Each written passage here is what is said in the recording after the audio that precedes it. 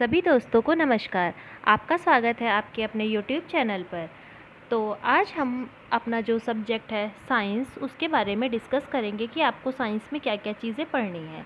देखिए, आपको यहाँ पे एक चीज़ बता देते हैं कि आपकी ये जो साइंस है और जो एक आपका सामाजिक अध्ययन सब्जेक्ट है, ये दो सब्जेक्ट्स जो आपके हैं, आपको अभी तो थोड़े बोरिंग से भी लग रहे होंगे और ऐसा लग रहा होगा कि इतने ज़्यादा सब्जेक्ट्स हैं। लेकिन ये आपका जो साइंस है और एसएसटी है, मतलब साइंस और सोशल स्टडीज़, ये जो है ना, ये दोनों सब्जेक्ट की नोट्स आप जो है फर्स्ट, सेकेंड, थर्ड, फोर्थ हर एक सेमेस्टर की बनाते जाइए। क्योंकि ये जो हमारे सब्जेक्ट्स हैं, इनके अंतर्गत जितनी भी चीज़ें आती है ना, वो सारी चीज़ें हमारी जीके में पूछी जाती हैं।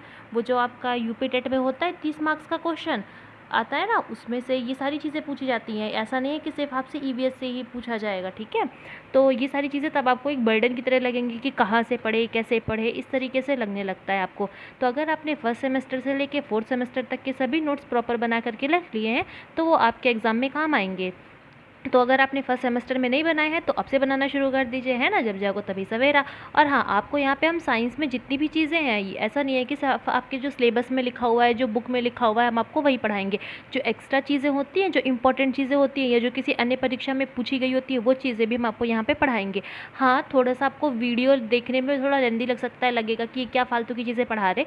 लेकिन मेरा ये मानना है कि कोई भी चीज़ आप पढ़ो तो उसको एकदम अच्छे से डिटेल से पढ़ो, ताकि उसको आपको दोबारा कभी पढ़ने की ज़रूरत ना पड़े।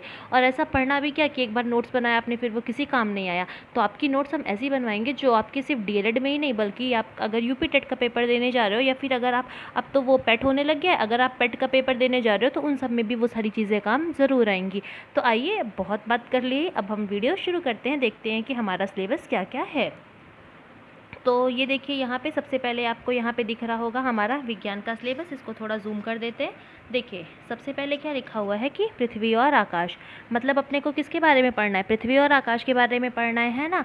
अब देखिए, बहुत इसमें क्या क्या चीज़ें हैं आप देख सकते हैं। सौर परिवार है ना, सोलर सिस्टम के बारे में पढ़ना है, तारामंडल के बारे में पढ़ना है, छाया एवं ग्रहण के बारे में पढ़ना है, वो होता है ना सूर्य ग्रहण, चंद्र ग्रहण, वो सारी चीज़ें हैं। फिर ये देखिए, आकाशीय पिंड के बारे में पढ़ना है। फिर पृथ्वी पर जीवन की उत्पत्ति कैसे हुई, लोग कैसे पृथ्वी पर आए, है ना, वो होमोस्पेसियंस, वो होमोसेपियंस वगैरह थे, उस तरीके की चीज़ें आई हैं। फिर कैसे सूरज आया, पहले कैसा था, गर्म था, कैसे ठंडा हुआ धीरे धीरे, ये सारी चीज़ें इसमें आपको पढ़नी है, ठीक है। फिर क्या है आपका, भारत व विश्व के अन्य देशों के प्रमुख अंतरिक्ष अभियान जैसे इसरो वगैरह होते हैं, ये सारी चीज़ें, नासा वगैरह, इसमें ये सारी चीज़ें पढ़नी है, ठीक।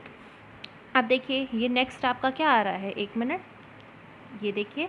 फिर नेक्स्ट है आपका मृदा एवं फसलें। देखिए, फसलों से भी सवाल आता है। यूपी टेट का पेपर अगर आप देखेंगे प्रीवियस ईयर उठा के, रबी की फसल में कौन सा आता है, खरीफ की फसल में कौन सा आता है, जायद की फसल में कौन सा आता है, ये सारी चीज़ें आती हैं। एक बार तो वो कीट जो आता है ना, कीटनाशक, उसका क्वेश्चन भी आया था। तो ये सारी चीज़ें आपके लिए बहुत इंपॉर्टेंट होती हैं, है ना। तो जो बच्चा अभी पढ़ लेगा ना, फिर उसको आगे चल के ईवीएस में तो बिल्कुल दिक्कत नहीं होने वाली। नहीं तो अगर आप यूपी टेट का पेपर देने बैठेंगे ना, तो आपको ईवीएस में इतनी टेंशन होगी कि भाई ईवीएस में कहाँ से ही क्वेश्चन आ जाए। क्योंकि उसमें कभी अब की बार का जो पेपर आया था, उसमें वो कुछ क्वेश्चंस आ गए थे जो हिस्ट्री के आए थे, है ना, इस तरीके के क्वेश्चंस आ जाते हैं। तो पता नहीं होता है कि ईवीएस में क्वेश्चंस कहाँ से आएंगे। तो अगर आप अपनी ईवीएस तैयार करना चाहते हैं यूपी टेट के लिए, तो आप अभी से अपनी एक प्रॉपर नोट्स बनाते चलिए, जिसमें आप अपनी साइंस के बारे में और जिसमें आप जो एसएसटी में पढ़ते हैं वो सारी चीज़ें लिखते हुए चलिएगा, ठीक है। तो देखिए, फिर देखिए यहाँ पे क्या है, मृदा तथा फसलें, मृदा और फसल के बारे में पढ़ना, जैसे कि फसल चक्रण क्या होता है, कृषि पद्धतियाँ एवं उसके उपकरण, ये सारी चीज़ें अगर किसी ने यूपी बोर्ड से पढ़ रखा होगा तो ये सारी चीज़ें 8th की बुक में दी हुई हैं, है ना। फिर है कि कीटनाशक प्रयोग, कीटनाशक का प्रयोग और उससे क्या क्या दुष्प्रभाव होते हैं, मृदा अपरदन क्या होता है, उसका हम लोग संरक्षण कैसे कर सकते हैं, और कृषि की विधियाँ, ये सारी चीज़ें आपने को पढ़नी है। फिर देखिए क्या है, कार्य व ऊर्जा है ना, क्या चीज़ है, कार्य व ऊर्जा। कार्य क्या होता है, ऊर्जा क्या होता है ना, उनको मापने की आवश्यकता क्या है, ऊर्जा के विभिन्न रूप क्या है ना, कौन कौन से होते हैं, रासायनिक ऊर्जा, यांत्रिक ऊर्जा, प्रकाश विद्युत व अवशेषी ऊर्जा, व काव्य व संरक्षण, ऊर्जा के विभिन्न स्रोत, ऊर्जा के सीमित असीमित स्रोत, है ना। बहुत सारे सीमित स्रोत होते हैं। ऐसे सीमित स्रोत क्या है, जो अब खत्म हो रहे हैं, क्या खत्म हो रहा है, पेट्रोल खत्म हो रहा है ना, धीरे धीरे तो ख़त्म ही होता जा रहा है। तो वो सीमित ही तो है। और असीमित क्या है, जैसे कि सौर ऊर्जा है, असीमित है ना ये। तो असीमित स्रोत है, उनका विकास कैसे कर सकते हैं, उपयोग कैसे कर सकते हैं। जैसे देखिए यहाँ पे आपको बताया ना, सौर ऊर्जा के उपयोग, सोलर कुकर, सौर जल, जल उष्मक, पवन ऊर्जा के उपयोग, पवन चक्की, ज्वार भाटा आधारित ऊर्जा तथा नाभिकीय ऊर्जा, इन दोनों को पढ़ना है ना। ज्वार भाटा जो आता है समुद्र में, उससे भी ऊर्जा उत्पन्न की जाती है। नाभिकीय ऊर्जा होती है जो विभिन्न प्रकार की ऊर्जाओं का अंतः रूपांतरण कैसे होता है, ये सारी चीज़ें आपको इसमें पढ़नी है। देखिए जितनी भी चीज़ें हैं साइंस की काफ़ी इंटरेस्टिंग है ना, और बहुत मज़ा आता है इन सबको पढ़ने में। सॉरी, एक मिनट। देखिए फिर क्या चीज़ है आपकी सरल मशीनें, जैसे कि उत्तोलक, पेंच, घिरनी, झुकातल और पहिया दैनिक जीवन में उपयोग। इससे एक बार क्वेश्चन आया था पिछले साल सरल मशीन से क्वेश्चन आया था कि ये मशीन किस तरीके की मशीन है, मतलब क्या है, उत्तोलक है या इस तरीके की चीज़ें करके आई हुई थी। ठीक है, तो ये सारी चीज़ें हो गई। फिर देखिए यहाँ पे कुछ पोर्शन आप देख सकते हैं, बायो का है ये वाला जो है, जीवों की संरचना, ये बायो में आ जाता है ना। कोशिका, ऊतक, है ना। क्या होता है सबसे छोटी इकाई हमारे शरीर की, बताइए अगर आपको पता तो। टिश्यूज़ होते हैं, ठीक है। फिर उससे अंग बनता है, अंग से अंगतंत्र बनता है ना। तो इस तरीके से फिर जीव कोशिका की खोज, संरचना, कोशिकांग व उनके कार्य, ये सारी चीज़ें आपको पढ़नी होंगी। फिर नेक्स्ट आप देखिए क्या है, जीवन की क्रियाएं, क्या क्या करते हैं आप। पोषण, खाना खाते हैं तो वो पोषण हो गया, है ना। क्या हो गया, वो पोषण हो गया। फिर सांस लेते हैं, वो श्वसन हो गया। फिर खाने के बाद क्या होता है, जो हम लोगों के शरीर के लिए आवश्यक पदार्थ होता है वो शरीर में अपना ब्लड में मिल जाता है, और जो अवशिष्ट पदार्थ बचता है वो निकल जाता है, वो होता है उत्सर्जन। संवेदनशीलता क्या होती है ना, जैसे कि वो छुई मुई वाला पौधा होता है ना, वैसी सी हो गई। प्रकाश संश्लेषण क्या होता है, वृद्धि व प्रजनन, वाष्पोत्सर्जन, ये सारी चीज़ें आपको इसमें पढ़नी है। ठीक है, फिर नेक्स्ट देखिए, ये तो बहुत, इसको पढ़ने में तो बहुत मज़ा आएगा ना। अब भाई अपनी शरीर के बारे में जानेंगे, कैसा होता है हमारा शरीर, कैसा कार्य करता है, तो मज़ा तो आना ही चाहिए इसमें। मानव शरीर के अंग के कार्य, जैसे कंकाल होता है, पेशियाँ एवं गति, दांतों की संरचना, पाचन तंत्र, परिसंचरण तंत्र। अब सोचेंगे दांत की संरचना कैसी होती है, हाँ जैसे दिखते हैं ऐसे दांत होते हैं, हाँ वैसे ही होते हैं, लेकिन उसके बारे में जानकारियाँ होती हैं कि कुछ दांत को कुछ कहते हैं, फॉर्मूले होते हैं उसके, कुछ कुछ चीज़ें, वो सारी चीज़ें आपको इसमें पढ़ाएंगे। ठीक है, फिर देखिए यहाँ तक तो आपको बता दिया गया। फिर क्या आता है कि भोजन, स्वास्थ्य एवं रोग, हमें कैसे कैसे भोजन लेने चाहिए, है ना। भोजन के प्रमुख तत्व क्या क्या हैं, प्रमुख घटक क्या क्या हैं। फिर इसके बाद संतुलित आहार कौन से हैं, पोषक तत्वों की कमी से होने वाले रोग, विटामिन ए, बी, सी से होने वाले, उनसे कमी से होने वाले रोग। फिर स्वच्छता, स्वास्थ्य, संक्रामक रोग, रोकथाम, टीकाकरण अभियान, ये सारी चीज़ें अपने को इसमें पढ़नी हैं। ठीक, फिर देखिए यहाँ पे कुछ सेक्शन केमिस्ट्री का आता है आपका, तत्वों का वर्गीकरण पर। ये देखिए, ये अगर आप देखेंगे शायद 9th या 10th की बुक उठा के देखिए कि किसी ने यूपी बोर्ड से पढ़ाई की हो तो, क्योंकि मैंने देख रखा था उसमें ये दिया हुआ था कि तत्वों का वर्गीकरण, परमाणु, परमाणुवीय संरचना, संयोजकता, रासायनिक अभिक्रिया, रसायन की परिभाषा व रासायनिक सूत्र, ये सारी चीज़ें ना उसमें बहुत अच्छी तरीके से दी हुई हैं। अगर आपको लगता है कि आप अपनी डीलेट की बुक पढ़ लेंगे ना, हाँ आप एग्ज़ाम में पास तो हो जाएंगे, लेकिन आपको उसकी जानकारी नहीं हो पाएगी। फिर वही होगा कि पढ़ के गए, पास हो गए, बस चल गया काम, है ना।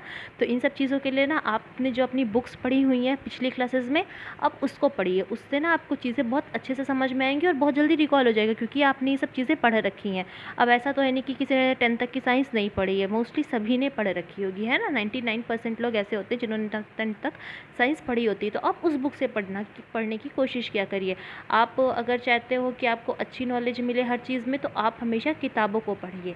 ठीक है, अपना ज़्यादा से ज़्यादा टाइम अपनी बुक्स पे लगाइए, क्योंकि जो बुक्स को पढ़ता है ना, क्या कहते हैं कि पुस्तक एक सच्चा मित्र इसीलिए कही गई है, क्योंकि वो कभी भी आपको गलत नहीं बताती है। ठीक, और अगर आपको लगता है कि अगर आपको कोई भी चैनल देखने की ज़रूरत है तो आप वो देख सकते हैं। ठीक है, वो एक होता है कि सुनने से चीज़ें याद हो जाती हैं, लेकिन आपको बुक्स ज़रूर पढ़नी चाहिए। कभी भी बुक्स पढ़ने की आदत आप छोड़िएगा नहीं। कभी भी ये जो गूगल्स है या फिर कोई भी यूट्यूब चैनल से कभी इस पर डिपेंड मत होइएगा, आप सेल्फ डिपेंड बनिएगा, क्योंकि आप खुद को जितने अच्छे से समझते हैं ना, उतना अच्छा आपको कोई भी नहीं समझता है। तो आपको यही सजेस्ट किया जाएगा कि आप हमेशा बुक को पढ़ते रहिएगा। तो देखिए आपको यहाँ तक बता दिया गया। फिर क्या है कि पास पड़ोस में होने वाले परिवर्तन, जैसे कि कौन कौन से परिवर्तन होते हैं, नियमित व अनियमित तथा भौतिक व रासायनिक परिवर्तन होते हैं, है ना। कुछ रोज़ परिवर्तन हो रहा है, कुछ कभी कभी हो रहा है, कुछ भौतिक परिवर्तन हो रहे हैं, कुछ रासायनिक परिवर्तन हो रहे हैं। इन परिवर्तनों में ऊर्जा व ऊष्मा का आदान प्रदान, आपने पढ़ा है कि नहीं पढ़ा है, वो एक रूल था ना कि ऊष्मा कभी नष्ट नहीं होती है ना। ऊष्मा या ऊर्जा क्या था, दोनों एक ही स्वरूप में तो बदल जाते हैं, तो वो कभी नष्ट नहीं होती है ना, तो बस उसका आदान प्रदान होता रहता है। ठीक है, फिर है अम्ल, क्षार व लवण, पहचान व विशिष्ट गुण, ये सारी चीज़ें आपको इसमें पढ़नी होंगी। अम्ल, क्षार, लवण तो आपने पढ़ ही रखा होगा। ठीक है, देखिए आपने जो भी अपनी पिछली क्लासेस में पढ़ा है ना, सब कुछ इसमें वही चीज़ें हैं, बहुत ईजी चीज़ें हैं, बहुत अच्छी चीज़ें हैं, आपको पढ़ने में भी बहुत अच्छा लगेगा। बस आप अपनी स्टडी को हमेशा करते रहिएगा। ठीक है, फिर आता है पर्यावरण प्रदूषण, जिसके बारे में तो आप बचपन से पढ़ते चले आ रहे हैं, है ना। 4th 5th से ही ये शुरू हो जाता है कि प्रदूषण क्या है, क्या है, क्या है ना। तो जल, वायु, ध्वनि, मृदा प्रदूषण, इसके कारण एवं प्रभाव, प्राकृतिक आपदाएं का उपाय एवं प्रबंधन, भूकंप, तूफान, बाढ़, सूखा आदि, ये सारी चीज़ें तो ऐसे बच्चों को रटी होती हैं ज़ुबान पे, है ना, कि भूकंप क्यों आता है, तूफान क्यों आता है, बाढ़ कैसे होती है, सूखा क्या है, ये ध्वनि प्रदूषण के कारण, मृदा प्रदूषण के कारण, है ना। और आजकल तो देखिए फर्स्ट सेकेंड में ही बच्चे आते हैं, उनको ये सारी चीज़ें बताई जाने लगती हैं। हाँ, इस पर रोकथाम तो कोई नहीं कर रहा है, बस किताब तक ही रह जाता है। ये सोच के बड़ा दुख होता है ना कि बुक्स में तो दे दिया गया, लेकिन ना उस पर बच्चे ही उसको फॉलो कर रहे हैं कि कैसे प्रदूषण रोका जाए, बस हम कॉपी में लिख के आ जाते हैं, है ना। इनफैक्ट आपकी क्या मतलब जो सामने आपकी बोल रहे उनका भी यही हाल है कि भाई कोई इस पे ध्यान नहीं देता है ना, सीरियसली नहीं लेते हम लोग, लेकिन इसका दुष्परिणाम भी तो हम ही लोगों को यहाँ पे भुगतना पड़ रहा है ना। तो देखिए यहाँ पे आपकी हमने सारे सिलेबस की बात कर ली है, जो भी आपका ये साइंस का था ना, ये सारा सिलेबस, उसकी बात आपको हमने बता दी है कि साइंस में आपको क्या क्या चीज़ें पढ़नी है। देख लीजिएगा आप एक बार सारी चीज़ें। आपको अगर कहीं पे भी कुछ ना समझ में आया हो तो आप हमसे पूछ सकते हैं। अब आने वाली हम नेक्स्ट वीडियो में आपके लिए ये जो पहला वाला आपका दिख रहा है ना, पृथ्वी और आकाश, सौर परिवार है ना, पहला क्या है सौर परिवार, इसको लेकर के शुरू करेंगे। और सौर परिवार को हम इतने अच्छी तरीके से पढ़ाएंगे ना कि आपको शायद उसके बाद कहीं से भी पढ़ने की ज़रूरत नहीं पड़े। हाँ, लेकिन बुक ज़रूर रीड करिएगा, ठीक है। तो चलिए हम मिलते हैं, तब तक के लिए आपसे आने वाली अपनी नेक्स्ट वीडियो में। और अगर आपने हमारी वीडियो यहाँ तक देखी है तो उसके लिए आपका तहे दिल से शुक्रिया। अपना ध्यान रखिएगा और अपनी पढ़ाई को जारी रखिएगा।